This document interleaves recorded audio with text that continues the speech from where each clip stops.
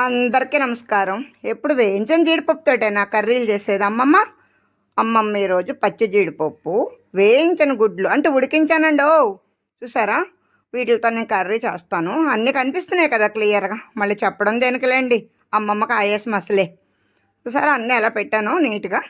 బాండీ పెట్టుకుని నూనె పోసుకొని జీలకర్ర వేసేయాలి. వెంటనే పచ్చిమిర్చి, నేరుల్లి, కరివేపాకు వేసి అవి మగ్గడానికి కావలసినంత ఉప్పు వేసుకుని, అంటే రుచికి సరిపడా ఉప్పు, కారం తగినంత, పసుపు సరిపడా, ములక్కాడ ముక్కలు వేసుకుని అమ్మమ్మ స్టైల్ ఏంటో చూద్దురు.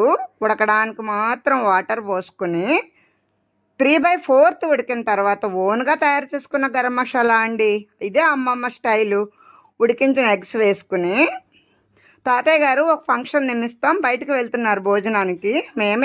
మా మనవడు మనవరాలు అన్నారు, అమ్మ మనము ఈరోజు ఎక్స్ట్రాలు ఏం వండుకోవద్దు, ఎగ్స్ వండేసుకుందాం అన్నారు. సరే ఇప్పటి వరకు ఇది వీడియో చేయలేదు, జీడిపప్పు ములక్కాడ ఎగ్స్ కర్రీ అని చెప్పి నేను ఈ కర్రీని తయారు చేస్తున్నాను. ఎంత బాగుందో చూసారా, అయిపోవచ్చింది కర్రీ. గుమ్మగుమ్మలు ఆడుతూ కొత్తలు ఆడుతూ ఎలా ఉడుకుతుందో చూడండి. ఈ వీడియో మీ అందరికీ నచ్చుతుందని అనుకుంటున్నాను. నచ్చితే కనుక లైక్ చేయండి, షేర్ చేయండి, సబ్స్క్రైబ్ చేయండి, అమ్మమ్మని సపోర్ట్ చేయండి. Bye bye.